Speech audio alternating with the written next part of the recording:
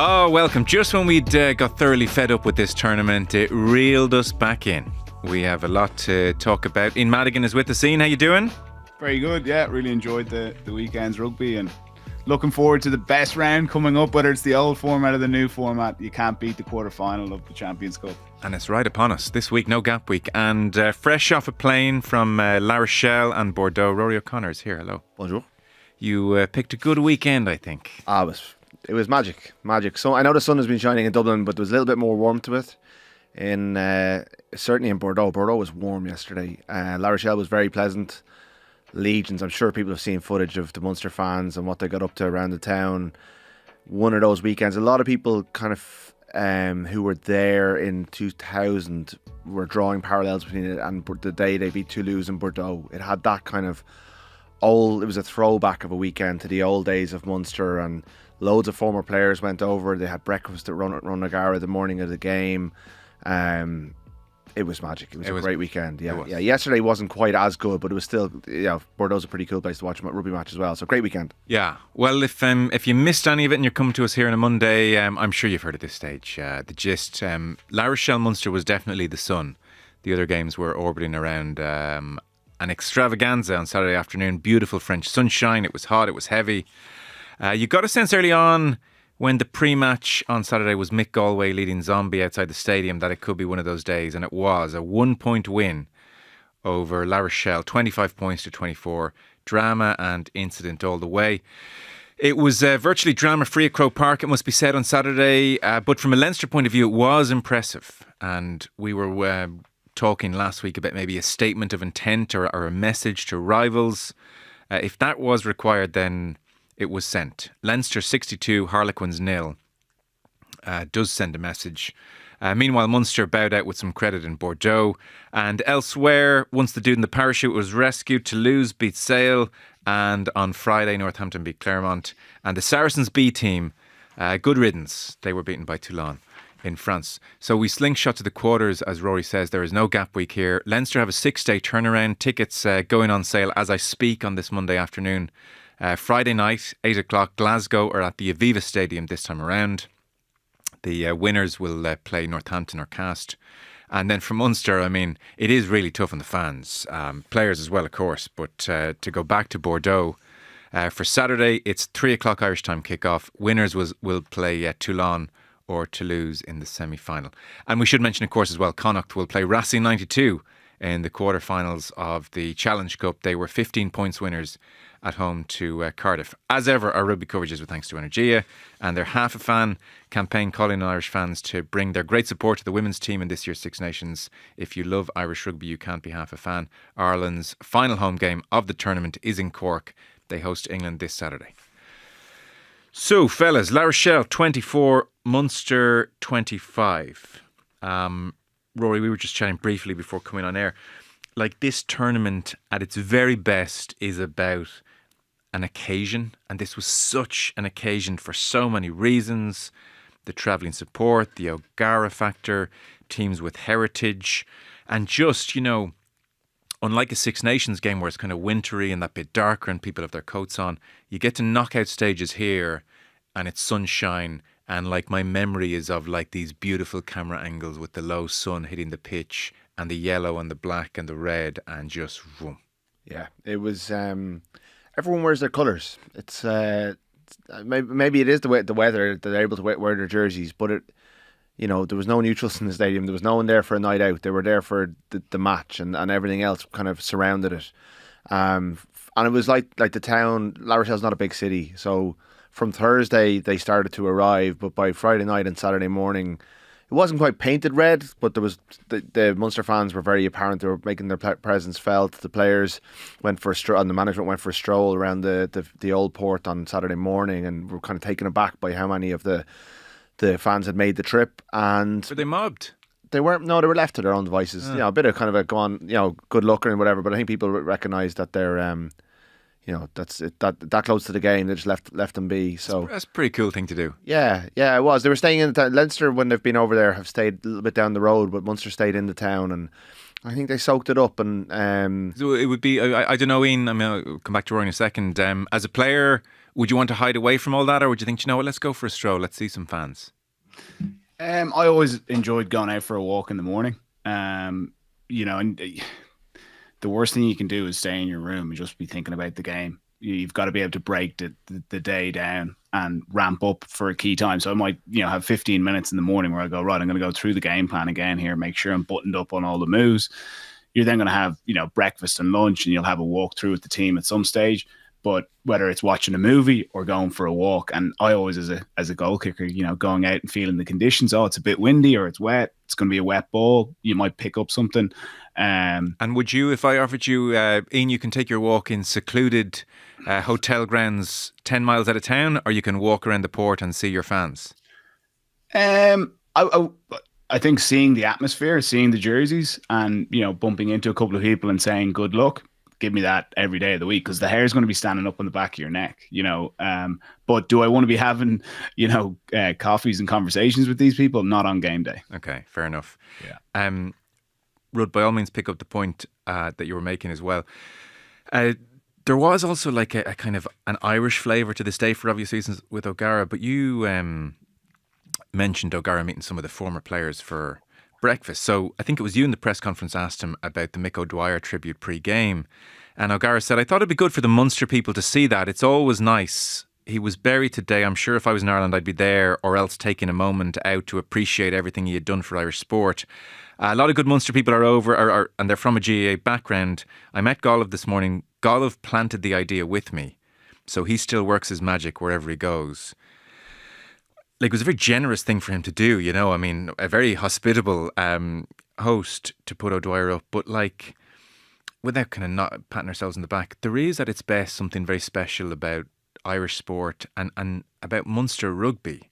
And I get kind of blown away that he meets Mick Galway for breakfast. That link, like that very real link between these players, and the O'Dwyer factor comes in and it ends up on the big screen. I just thought it was a magical kind of, like the scene was just so set. It's beautiful. I think it speaks to O'Gara's kind of human touch as well. That he I mean, obviously Golov suggested it, but that he went through it and he got onto the club and he got the picture arranged, and he obviously must have sent some sort of briefing document, because it wasn't just the picture was up there. The tannoy announced in French, this is, you know, we're paying tribute to Mick O'Dwyer. This is what he achieved in Irish sport, and went through his list of achievements. And I think that's really appreciated by the Munster people, and judging by the amount of people who read the piece on our website this weekend, it's definitely resonated with people. And the ties of that team run really deep for Ronan O'Gara. He hasn't been a Munster player for 12 years, and he's had a lot of things to say about them over the years as well. And I'd say the current setup, they respect them, and I'd say it's a complicated relationship in some ways, because and he's kind of almost grown too big for them in terms of, you know, he last week ruled out coming back again. You know, I think things can obviously change, but right now he doesn't see himself coaching Munster, but they're still his club, and he's still a Munster. He'll always be a Cork man. He'll always be a Munster man wherever he ends up, and that was so clear by the way, but that moment kind of summed up his connection. And like he's stayed connected to Ireland, even though he hasn't lived here for 12 years, through his media work, through his column. He's often home when he can be as well. So he hasn't lost any of his affinity to Ireland or any of his affinity to Munster, even if sometimes they disappoint them. But I think he was disappointed by them on Saturday, which was slightly different. Yeah, he nurtures that Munster thing in such a real way, and it is amazing. And that's before we get to the game, Ian. So, what was the winning? And this is a hard question when the margin is a point. Was there anything which jumped out to you as the winning and losing of this game, or where do you want to start? I have a bunch of things I want to ask you about, but what's your kind of lingering takeaway from the game? Yeah, I think when you've two evenly matched sides, which Munster and La Rochelle are, you know, they play each other over 20 games. You know, they'll both win a good chunk each. But it's a cup match. It only comes down to the individual day. There's no chance to get them back. It's not a series. And for me, the big moment, and you know, I really enjoyed Royal Nugent and Simon Zebo on commentary at the weekend, and you know, the big moment at the start of the second half when Teddy Thomas decides not to go on the outside and tries to cut back inside, gets caught by the Munster cover defence, and then they hold La Rochelle out. La Rochelle score there, they go definitely 15-10, possibly 17-10 up. They don't score. Munster are a side who energize themselves off incidents like that. Like they can energize themselves off a big counter ruck, the opposition knocking the ball on, hacking the ball through, just chasing back when it's not really on, but you're just going to chase back because other players might look at you and go, this guy still believes we're in with a chance here. Like the two people chasing across, they're the props. You know, it's Jaeger and Wycherley. They're chasing a lost cause. They're like Teddy Tomac covers 10 meters per second. These guys probably cover about 8. He runs to the corner flag, he scores, but he doesn't. And the two guys have the option there of not chasing that and conserving energy for later in the game, which a lot of players would do, but that's not the Munster way. They hold them out. 2 minutes later, you look at Gavin Coombs. Blocking down players is a skill.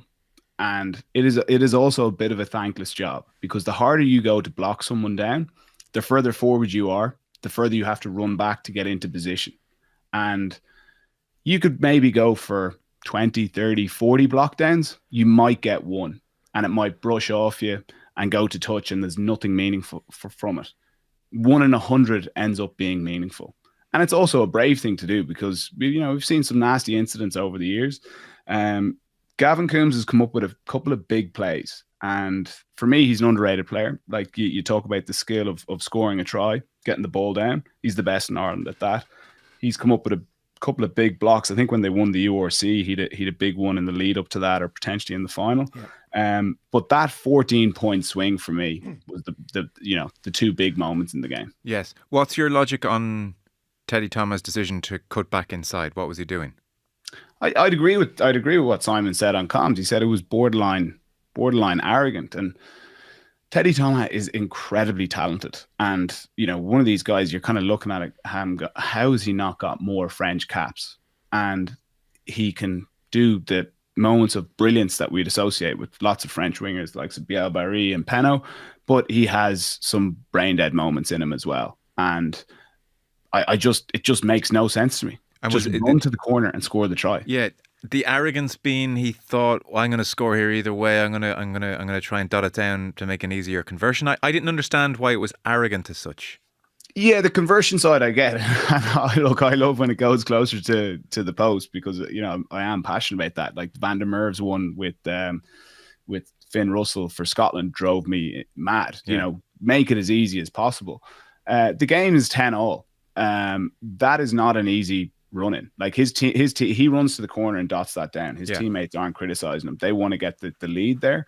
I don't think he realized the cover that was coming from Munster. I think he was probably thinking this is just two heavy guys running across, hard step, I'm going to get in, and it's going to be a try. Now these are split second decisions. He's not thinking this is going to look deadly and the crowd are going to go and I'm going to get better stats for it. I don't think it's that. But if you're someone who's a bit loose in training week to week, and you don't think of the repercussions of your actions, those actions come out in games. O'Gara himself bemoaned that post-match as the crucial 3-4 minute spell. Like as you said, it's a 14-point swing, 12-point swing.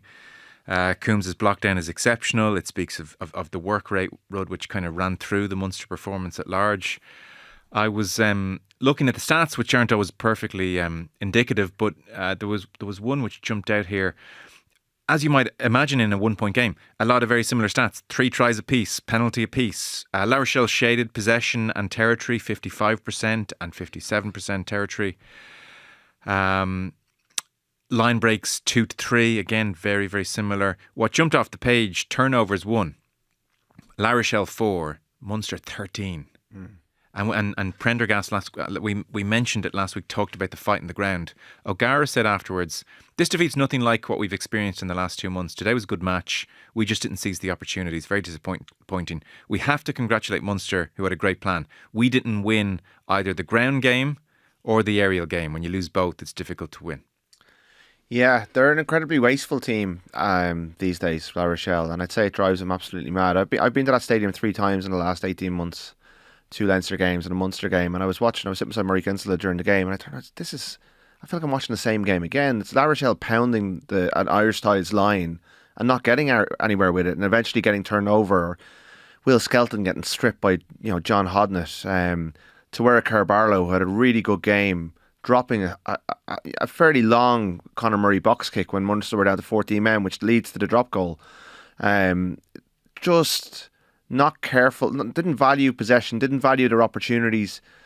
Teddy Thomas, the classic example, that was the moment. I mean, if you see the screenshots of the freeze frame of how, because I was critical of Robbie Henshaw not backing himself to beat Miafu on the outside, but he had way less space, and Miafu's a much better athlete than Josh Wycherley and Ollie Yeager covering across. I mean, Teddy Thomas could have walked in. It was a remarkable piece of wastefulness. People who haven't seen the game, me or you would have had a fair chance of making the corner.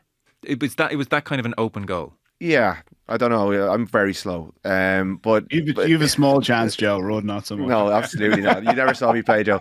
Rudd would have dropped it. You would have had it go. I don't even like to think what would happen. But like a professional rugby player should score. And nearly any professional rugby player on the pitch, never mind the former international winger, who tore Munster to shreds in the first half at times. Amazing. It was like Racing in 2018 when he did it to them in the semi-final. He was amazing, and but even then they created loads of opportunities, and there's a foot and they land a hammer blow in the first 45 seconds, but it is a foot and touch now, partly because of the pressure Munster put out under them. But also, Munster put so much pressure on them every time. Every possession was a contest. Ty Byrne was magnificent. Calvin Nash, a number of Munster players, I think, had their best games for Munster. I think Nash, Hodnett, Coombs, the lads who've been snubbed by Ireland a bit, really stood up. Jack Crowley, that was one of his best games for Munster. Craig Casey's we talked about it last week, he's gone to a new level. I mean, I think he's pushing Gibson Park hard at this stage, and he's getting a bit of Lions love. He's putting himself in that frame. If he goes to Bordeaux and does it again next week, he's putting himself in that frame. So there are players, they often get their act together this time of year, Munster, and they've got the collective. They're such a good, when they harness what they have, when they harness that fan base and they bring it to France away from home, there's no one like them that can go and do that, because really they're punching above their weight. But they do, when they have everyone fit, they've good players. But they've got a guy on the wing, and Andrew Smith, who scored a try, who was released by Connacht, or is on loan from Connacht because Connacht didn't want them. Takir Abrahams couldn't get in the Leon team last season, and now he's carving up from halfway. So there's a great stories within it. Josh Wycherley comes on for 67 or 68 minutes, and he's given up, I'd say, a couple of stone on Weenie Antonio. One scrum penalty against them. They were like a table. They were so solid at the scrum, and I'm sure Rog was looking to get after them. So Munster, they survived the surges that always come away from home against a French team, by and large. They got through the 10 minutes with the yellow card with only one try conceded. And when they got the man advantage, when La Rochelle's discipline let them down, as it so often does in recent times, they punished them, and they deserved it. They really deserved it. Yeah. Would you share that, we'll come back to Munster, Ian, would you share that kind of criticism of La Rochelle, that wastefulness? Yeah, I would. If you're talking about raw talent and physical ability, and you're measuring who's going to win the game on that, La Rochelle should come out 19 times out of 20 on top. But that's not what rugby's about, And Munster, pride themselves on being the best in the world at the actions that don't require talent. Now, there was lots of talent on show from them, but stuff like kick chase and competing at breakdowns, there is an element of skill in it, without doubt. But a lot of that comes down to want and desire. Yeah. And when a simple ball gets dropped, sometimes when you care a bit more about it, you're not going to drop it. And Munster were playing for their lives at the weekend, and it showed. Let's talk about a combination of cup rugby and also a lot of skill. And as O'Gara said, it was pretty ironic how they won it, getting it out to 8 points with a peach of a drop goal. I was thinking, that little fucker. Should have offered him a bit more money. So Crowley on 68 minutes to go from 5 points to 18. Yeah, beautiful. Yeah, and drop goals, they can be one of two things. Sometimes it can be a team hammering the try line. They feel like they're not going to get over, and they take the drop goal, and the team that's defending can actually get energy from that. They're like, these guys don't believe they can get a try. Or you can be, somewhat in control defending, and then the drop goal happens, and it's a gut punch, and suddenly then every La Rochelle player would have gone, what's the clock on? because we're fine. We're fine. We've enough firepower. We're fine. We're fine. And then suddenly it's like 2 scores. Oh, there's only 12 minutes left, right? We've got to score twice. Pressure. And it was just such a sweet kick. The key with a drop goal is that it's all about the drop. Once you get the drop right, like for a player like Crowley, like he knows how to get his leg through the ball long to the target. But if the drop goes wrong in any way, a really good kicker can look like a really poor one. And we saw that with George Ford in the Sale game. He tried 2 in the first half, and if the posts were 3 or 4 times wider, the ball still wasn't going over. But he gets the drop right, and that is something that you practice and practice and practice. Being able to do that quickly is the skill. And I really enjoyed some of the players' interviews after the game. I think it was Ty Byrne was saying, I was watching him doing it in the warm-up, and like he nailed one right from that spot. That shows me that Crowley knows he's going into a tough game, and it could come down to a big moment, and I'm going to make sure that I'm prepared for it. Yeah. What tends to go wrong with a bad drop most often? It starts with the scrum half pass. If the scrum half pass puts you off balance too high or to the side, that can really affect you, because the big thing is you've got people coming at you, blocking you down.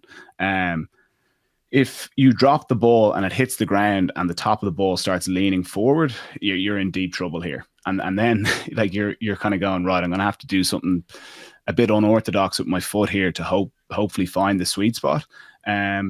And then the key is, it is called a drop kick for a reason. You want the ball to hit the ground, and then just on its way up, that's when you want to be striking it. If the ball gets too high, you're going to get under it, and it's going to be turning over really quickly, and it's going to end up kind of slicey or up in the air. So it is a tough skill, and I think that's why we probably don't see teams going for it as often as a lot of people think they should, because it is a difficult skill. Yeah. See, I'm in the as they should argument. I think it's the most underutilized thing in rugby. He did it on his own terms as well. He did. I think when the opposition is expecting it, it's much harder to execute because they're going to be on you. Whereas he did it about 3 or 4 phases before anyone expected. No one saw it. No one really saw it coming. Ian Costello said they didn't see it coming. It wasn't pre-planned. He just saw the opportunity and did it. I was going to ask you, was there a sense in the stadium of it's coming? Me and Murray did see Crowley's dropped, so we saw it a little bit, but it was way ahead of when you would do it. I mean, the game wasn't on the line yet, which is when teams usually resort to it. I thought it was interesting that La Rochelle didn't seem to have a drop goal drill. For the second time, again, they had the ball in their hands in the opposition 22. It was the exact same against Leinster, as the clock went into the red, and they were in the centre of the pitch, and they had 2 out halves on the pitch, and their game management was really poor in that moment, which I think is really bad really disappointing for a Ron O'Gara coach team, that they cycled out towards the touchline and then they try to move where they were in the middle of the pitch and they've got such big forwards, just rumble, Hastoy in the pocket and go for it. Like, that's the winning of the game. Now, like it was the same against Leinster. They tried to move and they tried to score a try when they didn't necessarily have to. I thought they could have won the game that way. So, but again, there's no guarantee that because they're used so infrequently, it's no guarantee it's going to go over. So there's a risk attached. But I thought it might have been the play. Yeah, come in on that point. Actually, just on that point, Rob, because that's a really good one. Like, how could a quality team like La Rochelle not have a pre-prepared setup for a drop goal? That ties into they've lost 7 of their last 8. There was a lot of things that they were going to have to cover off to get things right for the weekend. Whereas if you're a team like Leinster, for example, that have been on a good win streak, the game plan's not going to change a whole lot from Harlequins to Glasgow.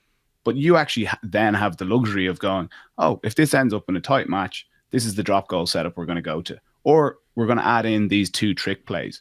If the foundation of your game plan isn't set, you don't have the luxury of doing those things, because there's only so many points you can make in a week that are going to resonate with the players. An aspect of this game as well is from minute 1. I can say this literally. Yeah, from minute 1 to the last second, the referee. Like, it was just that he was such a big figure, like on watching on the TV. I'm sure in the stadium it felt like that as well. But I mean, this guy is one of the most memorable faces from the match.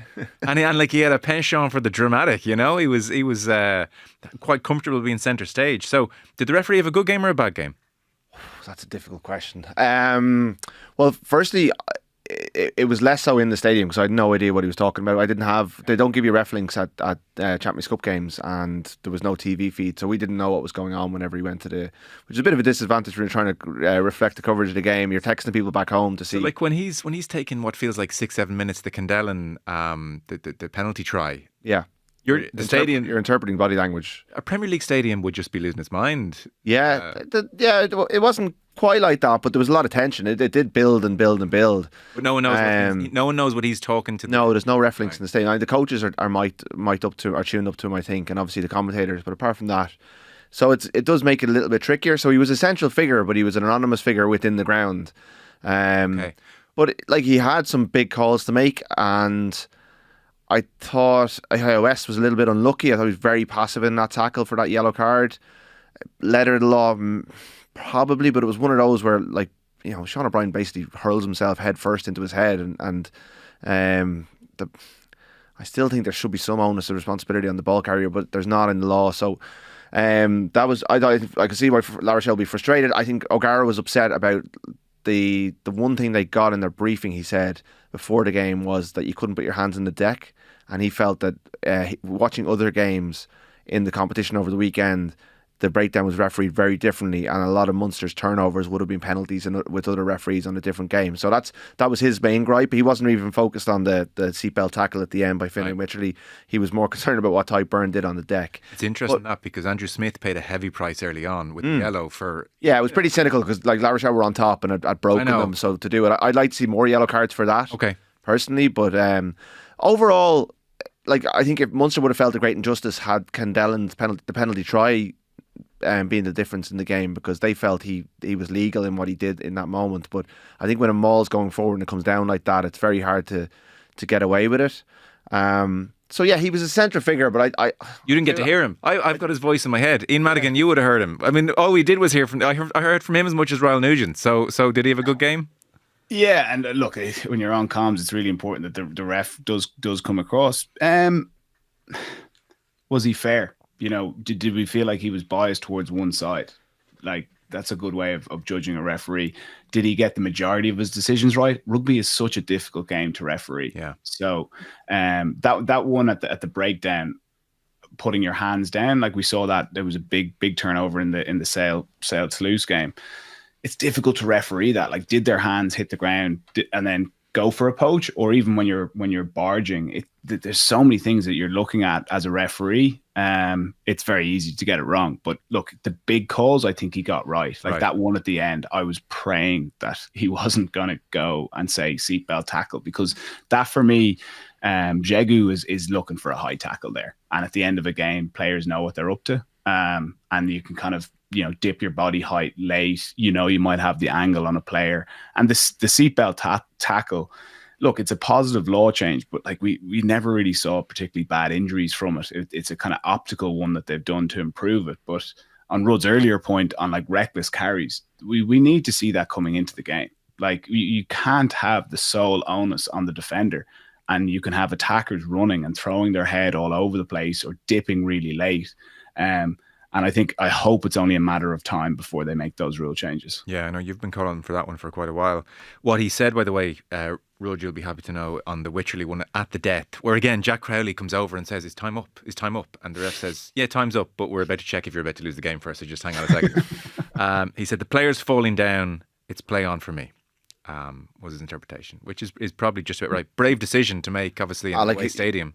Absolutely. If he was anyway of a homer, or you wanted to play for the gallery, it was he could have given it, and Munster would have been upset about it. But you've seen them giving it, you know, to use that phrase. Certainly, the locals weren't happy with him because he was absolutely howled off the pitch before they turned. In fairness, they stayed for long after the game and kind of serenaded their team off, even though it was their ninth game without a win. So they're still behind them, but they certainly PRD. He wasn't quite put in the back of a boot or the boot of a car, but he was I wouldn't say he was showing his face around the old port at the same time. So I don't think he was the difference, or he was a deciding factor in the game, which is one way. But yeah, he was a bit overly fussy, and he took a long time to make a lot of those decisions. Yeah, to be fair, central figure as opposed to deciding either way. You referenced a couple of the performances, Rud. So Tyke Byrne, immense. For the block down alone, you kind of give Coombs a certain, and even he screamed. Was it in whose face did he scream? West, I think. He screamed in West face. It was real, like it was Rog to Sexton kind of, or Sexton to Rog kind of a. With no history though. No, with no history, just fired up. He just really doesn't like iOS for no reason. Yeah, I was like, maybe there's some beef here. Hodnett, amazing. Like what Abrahams gives Munster. That kind of, we can 20 minutes under the cosh. Like you can forget now. First 20, La Rochelle looks so good, and Munster can score out of nothing, which is not something you'd say about this team. Yeah. In recent games, the halfbacks you mentioned, and then you mentioned Nash. Nash, very, very striking in that Northampton pool stage, and now this performance. They bookend a Six Nations, where after the French game, a lot of people said Nash at this level doesn't really do it for Ireland. So I was kind of happy for him to have such a. He's so busy. Yeah. Yeah, his attitude is unbelievable, and he was relentless in everything that he did, and he went after them every time the ball went up. He just didn't make it comfortable for the La Rochelle player coming underneath it. I think he got a couple of breakdown turnovers as well. He harried, he harassed, he's everything. I say Joe Schmidt would have loved him. Like, he was such a hard-working winger, and he got his reward as well. So and on the other side, you've got Andrew Smith, who, like as I said, like was basically bombed out of Connacht, and they picked him up when they had an injury crisis. Shane Daly got a really bad hamstring over in Bristol in that A game, and he's a former Ireland Sevens international. I'm pretty sure he went to Michael's. He didn't make it at Leinster, went out to Connacht. Didn't quite work out a couple of moments, and here he is scoring a try for Munster in Champions Cup and winning a turnover on the deck, and like he's earned himself a contract for next season. You would think, and he's right in the frame. Even if players come back, he's in the mix for starting big games. Sean O'Brien, a player, he was much better on Saturday than I've ever given him credit for. I didn't realise he was that good. I mean, his interplay with Takir Abrahams down the left hand side that led to the Dylan Lades yellow card was superb. But at one stage he swiped Jack Nowell, a lion, out of his way as if he wasn't there. It was really abrasive, and his attitude was brilliant. Tom Farrell, released by Connacht last year, quiet in the first half but grew into it, subtle touches. Like, players with points to prove. All those guys that do Ireland don't pick, saying, Andy Farrell, I know you're at the Leinster game today, but you got to come and watch us because we have something to offer you. We're thinking about an Ireland team in a bigger picture that's in need of renewal. Well, there's players there who are putting their hands up. There was players in the Ulster game putting their hands up and saying, give us a shot, because there was an energy to it. Now, Leinster were brilliant as well. So, but that's what Irish rugby needs, is like the four provinces all playing well and players all across the country putting their hands up and fighting for those jerseys. And the halfbacks are doing that as well. Yeah. Ian, can Munster back this up in a week? I think they can. Yeah. I thought that was going to be a close game at the weekend. I probably didn't think Munster were going to win it. I possibly said it last week. Now I was speaking out both sides of my mouth. I was down in Dungarvan Rugby Club on Friday. I said Munster would win by 1 point, so of some sort of credibility somewhere in the country. But I covered the Bordeaux Ulster game yesterday, and I wasn't overly impressed with Bordeaux. Now they've rotated a couple of guys as opposed to resting them. That's how a lot of the top four teams work. Biel Barry wasn't playing, for example. Some of their real firepower up front, and they also went with a slightly less powerful backline than you usually see. Like Van Rensburg, we typically see at 12. They went with Ben Tapwai. But had Bordeaux been playing a higher quality side yesterday, I think they could have found themselves in trouble. And they also showed their vulnerabilities. I don't think that they have the pack up front to win this competition. They've got an amazing backline. I don't think they're a hungry enough side in defence to win this competition. And the deeper you go in, quarterfinal, semifinal, final, it's defences that win this. And they also haven't competed, at the tail end of this competition just yet. Another metric that I would say, to reach the top, you need to get close. And, Leinster certainly have over the last few years. But the big shock last year was when Bordeaux got beaten by Quins there. And what that shows you is, with this Bordeaux side, and Ulster didn't quite take them there, but if you can make it a one-score game going into the last 20 minutes, this is a team that gets very, very nervy, and that French jouet style can be their undoing. Yeah, I think before the weekend, Rudd, if you'd said to me, well, Munster are going to win and then have to go to Bordeaux, I would have said, well, that'll be that then, because I had a different idea of how good Bordeaux were versus what they did against Ulster, and you were at the game. But also, I would have presumed after beating La Rochelle, Munster spent the fan base, all their money spent, and it's not fair on them to come back again. But the nature of that occasion on Saturday, it half makes me think something may have ignited here. And a lot of Munster fans will say, right, Break the piggy banks. Yeah, that's what Ian this is Costello it. said. Yeah, Did it? Yeah, but it like something's happened here. yeah. And they were very clear in their post-match communication. There was a message. It was like, this is one of 4. It wasn't, we're here, this was a great day and we're all proud of ourselves and we're slapping each other on the back. This was the first step of 4 where we want 3 more days like this. We want to win the European Cup. They don't usually say that. No, it was striking. And that's the attitude they're taking into it. And Ian Costello was very bullish. When we have our best players available, we are a very good team and we're hard to handle. And this time of year, with the pitch is quicker, with the halfbacks they have and Mike Prendergast's game plan, it gives them a chance. I don't know if they're well matched to Bordeaux. I don't know if Bordeaux are a team that, like, Bordeaux will finish some of the opportunities La Rochelle didn't finish yesterday. They will bring Biel Beret back into the team, and that's just a kick. All you are is one chip in behind away from being done. But Jalabert was poor off the bench yesterday when he came on for Joey Carberry. Like, there's a question there. You know, Carberry looked really competent, really good in the game. I agree with Ian about the tight 5. They're not as monstrous now. Their second rows won a lot of big collisions, but Ulster began to enjoy themselves and kind of went really direct just before half time and got a couple of big wins. Going 21-0 up for Bordeaux, I think they felt like it was done and they switched off, and Ulster made the most of that period afterwards. I asked Richie Murphy afterwards, like, what do you do? Like obviously they kicked a little bit loosely, but even one of the tries, probably the best of the bunch, and it was a good bunch. It was a bit of a nothing kick from James Hume, but I think it was Timoney followed it up really well, and he smashed Roman Burros, the fullback. Like, he did everything right, but Burros still flicked the ball away. Carberry picks it up, and within about 20 seconds, Burros is scoring in the corner. They're just so hard to play against in that heat. Ulster's pack looked really drained as they tried to chase kicks. So Munster have to deal with all sorts of things, and their kicking game's been really good, but you got to be so judicious. Like, you have to kick the ball sometimes because they dirt up your breakdown. It's not clean ball. You've got to kick it away, but you can't switch off once you've kicked it, because if you switch off for a second, they have the weapons to just cut you apart from nothing. And it takes nothing out of them. Now, they score without any effort, or it seems like it's no effort, whereas it's going to take a hell of an effort for Munster, and their energy levels will be drained by that. So it's a difficult week. Yeah, if they 2-week build up, I give them a massive shot. I still think they have a chance. Yeah, and I think there's huge self belief there now, but that game on Sunday would have taken a lot less out of Bordeaux. yes. And they've players to come back into the squad. They're at home. They sell out every week. It's a really old, Ian played there, really old fashioned.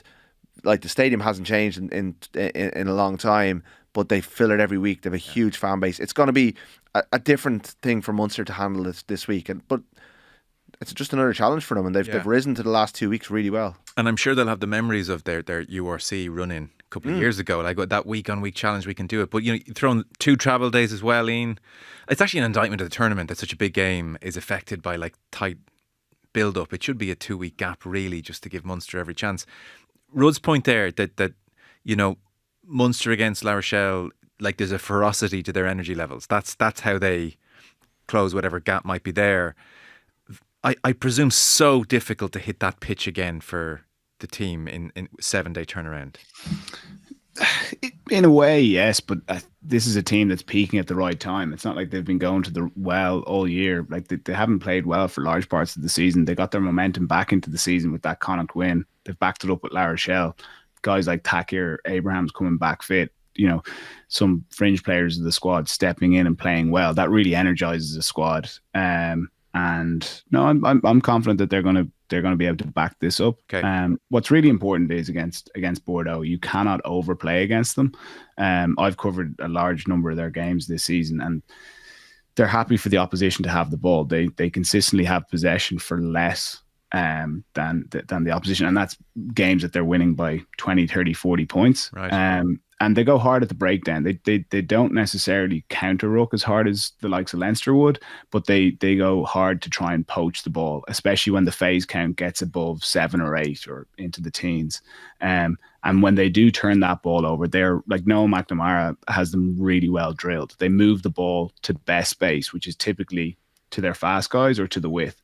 And if you've been attacking for 10 plus phases and you have Biel Beret or Penno running at you, you were going to look very leggy, and Ulster certainly did for parts of the game when they really turned it on. So that's one side of it. The other side of it is, and Rudd touched on it, is the quality of the kicks have to be spot on. You either need to be getting up and competing, or you need to be hitting the person on the ground. They move the point of contact really well. They keep the ball alive, and they're at their most comfortable when they're attacking against an unstructured defence. And I think Munster have, two really good halfbacks there that they'll be able to execute a good kicking plan, and they've the right guys chasing. So yeah, okay. there is a clear plan that they can have going into this game. Yeah, it is tough on fans and players. I guess from a TV point of view, I mean, I want to binge watch this thing, so I have no problem. Yeah. I just think it's hard on clubs, it's hard on the players, and it's hard on the fans, because like for Leinster to try and sell out the Aviva Stadium with a 6-day turnaround is very difficult, and they will always say that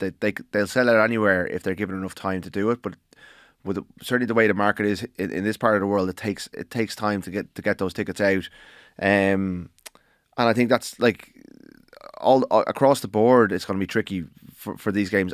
There's 2 URC rounds after this the quarterfinal.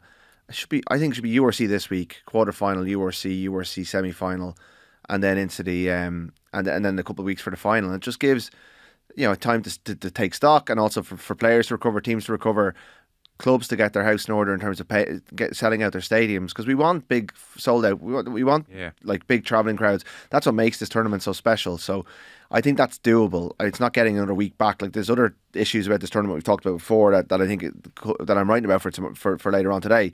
But that's one quick fix that wouldn't really have a massive impact. I don't know, are they trying to keep it away from Easter, but I've had quarterfinal weekend on Easter before, so I don't see that being an issue. So it would be good to just let it breathe a little bit and give the fans a chance to get over there, because they will be digging deep into their resources to try and get back, especially those of them who were in La Rochelle last weekend. Yeah, big time. Mick Galway goes again. The man needs a rest.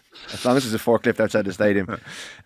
Before we push on to Leinster, Ian, do you want to give us a word on Ulster at 21-0 down? That threatened to be, this is morale sapping for the rest of the season. But they bow out, not feeling horrible about themselves, I would presume. Yeah, like it was 21-0. Bordeaux had a 4-on-1 that they dropped. It could have gone to 28. That could have got pretty ugly, but full credit to Ulster. They dug in there. They played some good rugby either side of the half. I never really felt at any point that they were going to come back and nose back ahead, even when they had a couple of tries that were disallowed. But some really bright shoots in that Ulster team. You look at Jack Murphy, who's only 20, Richie's son. That's a really tough place for an out half to go, and I thought he conducted himself really well. Stuart Moore came on for James Hume in the second half. He's had a bit of an up and down season. He had a really good game. The back three looked good. Zach Ward, who's come from sevens, Mikey Lowry had some really big moments, and the big story was probably Jacob Stockdale really back to form, and I'd expect to see him playing for Ireland on the summer tour. He was unfortunate to tear his hamstring earlier in the year.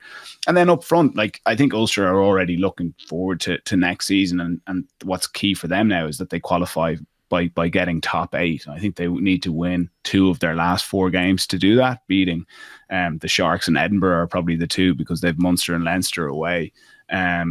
But even up front, like the likes of Callum Reid, Scott Wilson, these are young props. Like that's exciting for a club as opposed to having to recruit these guys from elsewhere.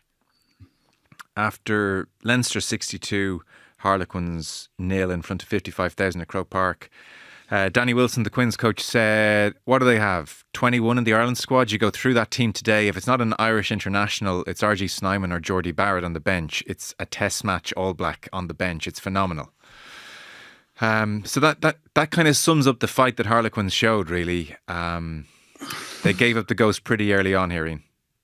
Yeah, they did. Like they had a little purple patch at the start of the game and had the decision to go for 3 points. They went to the corner, they didn't score, and the game got away from them really quickly. Like for it to be 19-0 at half time with Leinster not even playing particularly well in the first half, like they had their moments, and certain key guys stepped up who'd points to prove, like the likes of Josh van der Fleer, who'd was under a bit of pressure off the back of the likes of Henry Pollock stepping up. We wanted to say, don't forget about me. I was best player of the year 2 years ago, and he was class. But you look at that Leinster performance, 62-0, and the big thing for me is you go, oh, will they be able to replicate that?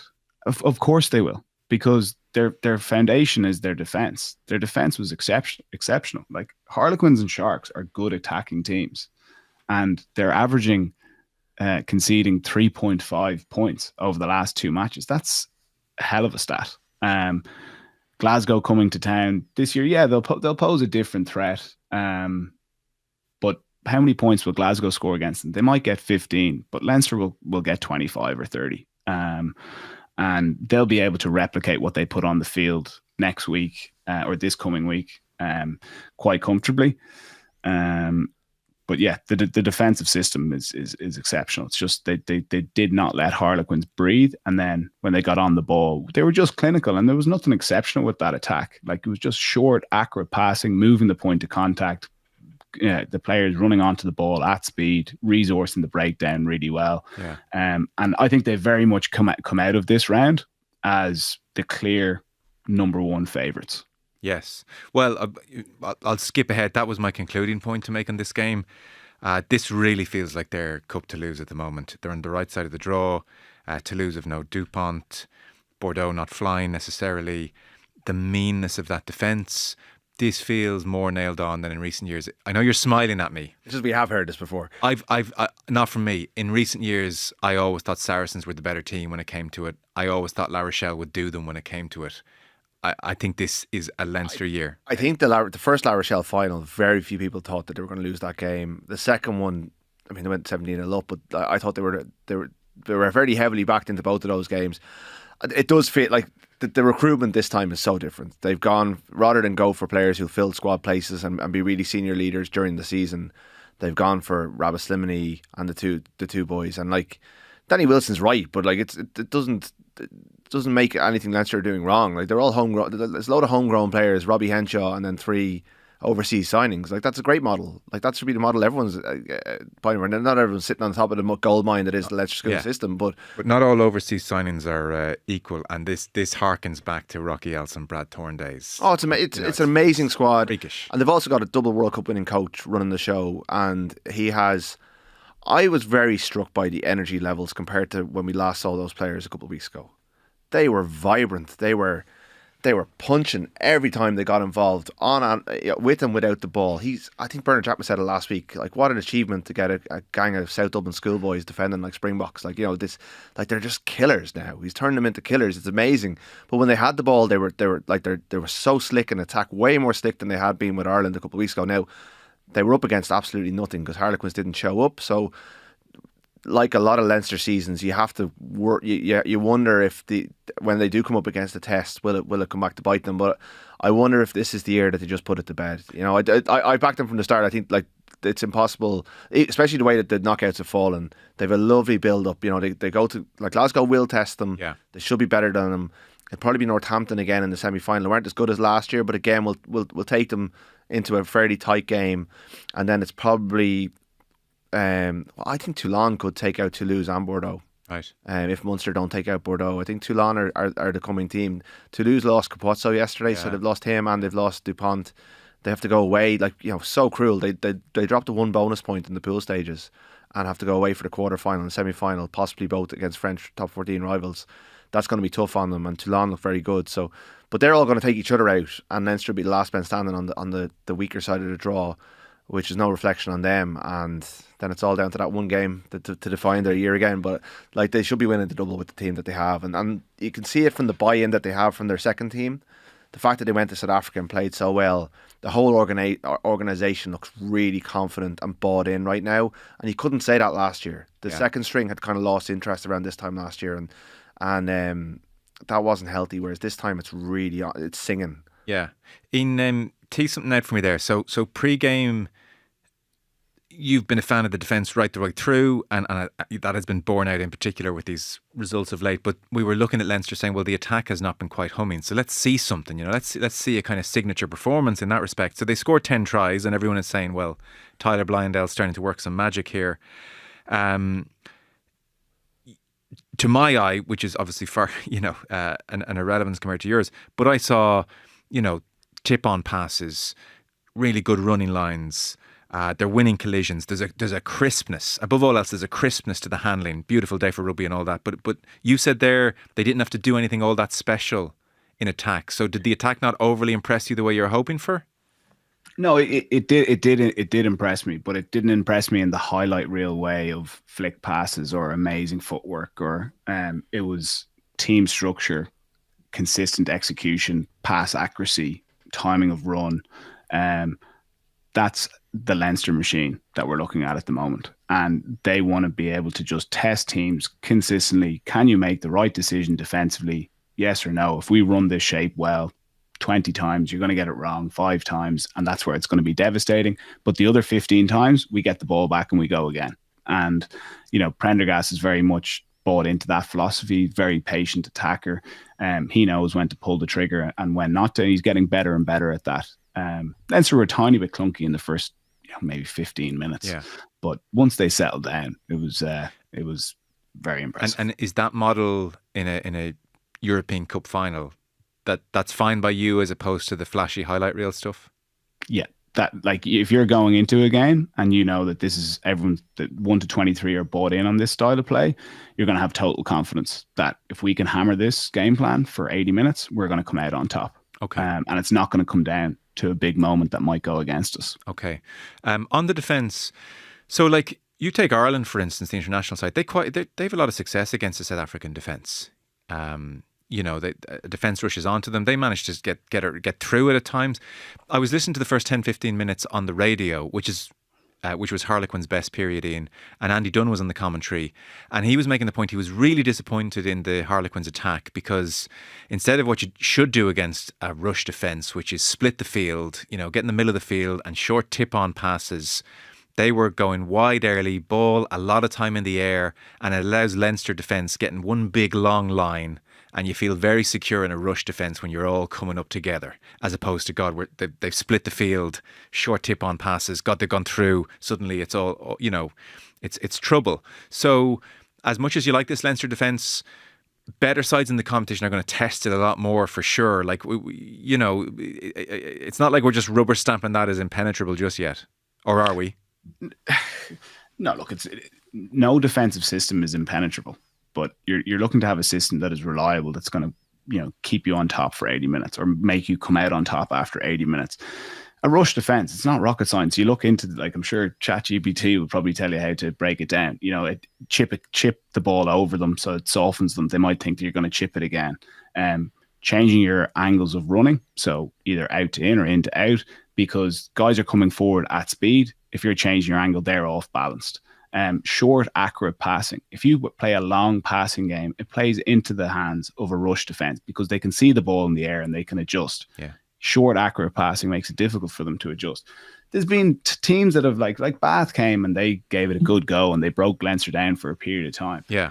But the difference between the Irish defence and the Leinster defence, it's a subtle change. Leinster's D line gets up far higher than the Irish one does. And when I say far higher, 3-4 meters is far higher on a rugby pitch. So even when Leinster get broken, they scramble particularly hard. And the scramble will typically make a tackle on the tackle line or in around the gay line, or maybe they'll lose a couple of meters. But it's not that disruptive. They scramble back hard, they get set.